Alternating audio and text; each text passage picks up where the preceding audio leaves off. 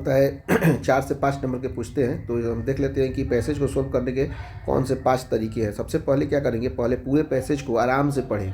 जो भी पैसेज दिया होगा उसको आराम से पढ़ेंगे। पहले पूरे पैसेज को ध्यान से एक बार पढ़िए, जल्दीबाजी मत करिएगा, शब्द को समझने की कोशिश कीजिएगा।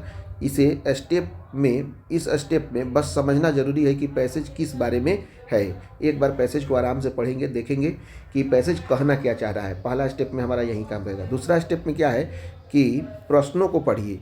पहले हम लोग पैसेज पढ़ लेंगे, पैसेज पढ़ने के बाद में हम लोग प्रश्न को पढ़ेंगे। जो 4 या 5 क्वेश्चन देंगे उसको हम लोग पढ़ेंगे। पैसेज के नीचे दिए गए प्रश्नों को पढ़ेंगे। ये स्टेप आपके ये समझाने में मदद करेगा कि किन पॉइंट्स पर ज़्यादा फोकस करने की ज़रूरी है, माने कौन कौन पॉइंट्स है जिसको हम माने देखेंगे तो हमारा क्वेश्चंस बन सकता है। नेक्स्ट स्टेप में क्या करेंगे हम कि नेक्स्ट स्टेप में जो है हमारा काम क्या रहेगा कि 5 स्टेप में है, तो तीसरा स्टेप में हमारा काम क्या रहेगा, इंपॉर्टेंट बातों को अंडरलाइन कर देंगे। जो उसमें इंपॉर्टेंट बात है जिससे हमारा क्वेश्चन बन सकता है उसको अंडरलाइन कर देंगे। जैसे पैसेज को दोबारा पढ़े और इम्पोर्टेंट बातों या सेंटेंस को अंडरलाइन करें जो क्वेश्चन के आंसर हो सकती हैं। की पॉइंट्स ढूंढने का फोकस करें।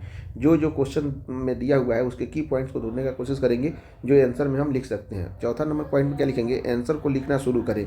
आंसर क्वेश्चन के जवाब ध्यान से लिखना शुरू करें। जब जवाब लिखें तो पैसेज के वर्ड्स को यूज करें। पैसेज में जो वर्ड्स दिया हुआ है उसके शब्द को यूज करके क्वेश्चन के आंसर को लिखना है और अपने शब्दों में समझदारी से जवाब लिखें। अपने शब्द में ही लिखना है, लेकिन जो आपका पैसेज दिया है उसी के वर्ड को यूज करके। 5वां नंबर जो पॉइंट है, दोबारा चेक करें। सब आंसर को लिखने के बाद एक बार दोबारा पैसेज और उसके आंसर को ध्यान से पढ़ें, ये देखने के लिए कि आपने सही जवाब दिया है या कुछ इम्पोर्टेंट छूट भी गया है। तो इस तरह से हम लोग आराम से पैसेज को कर सकते हैं। सबसे पहले क्या करेंगे, पैसेज को पढ़ेंगे, उसके बाद में दूसरा नंबर में क्वेश्चन को पढ़ेंगे, तीसरा नंबर में क्वेश्चन के जो इंपॉर्टेंट पॉइंट होगा उसको अंडरलाइन कर देंगे। उस अंडरलाइन पॉइंट को हम लोग फिर से पैसेज में ढूंढेंगे और उसी के हिसाब से हम लोग आंसर लिख देंगे। इस स्टेप को फॉलो करने के बाद आप एकदम पैसेज को आसानी से बना सकते हैं। अब हम लोग देखते हैं पैसेज का एक एग्जाम्पल देख लेते हैं। जैसे यहाँ पे दिया हुआ है, ये पैसेज प्रीवियस साल में पूछा हुआ है पैसेज है, पढ़ते हैं। Once upon a time there was a small village near forest। ठीक है, the people in the village were very happy and worked hard in their farms।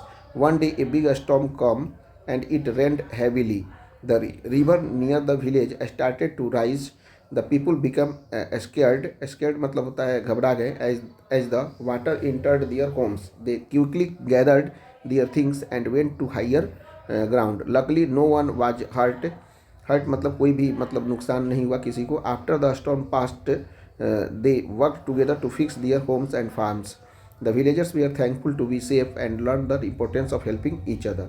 अब हम लोग नेक्स्ट क्वेश्चन इसका देखते हैं कि क्वेश्चन क्या दिया हुआ है। क्वेश्चन पहला है, where was the village located. Village कहाँ पे था। देखिए हमने यहाँ पे लिखा था ना फॉरेस्ट, यानी कि फॉरेस्ट के नज़दीक में होगा द विलेज। तो इसका आंसर हो जाएगा आपका कि विलेज जो था वह कहाँ पे था। विलेज है, village was located near the आपका फॉरेस्ट के नज़दीक में था।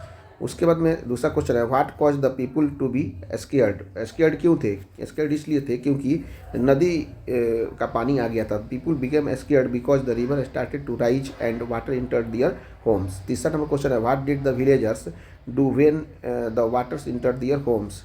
द विलेजर्स क्विकली गैदर्ड, एक साथ संगठित हुए, दियर थिंग्स एंड सभी वस्तुओं को एक साथ इकट्ठा किए and went to higher ground और ऊंचे स्थानों पर चले गए। What lesson did the villagers learn from the storm. The villagers learn the importance of helping each other, मैंने एक दूसरे को मदद करने का बातें को ये सीखे। इस तरह से हमने पैराग्राफ को देख लिया। 2-3 और पैराग्राफ करा देंगे तो आराम से हो जाएगा।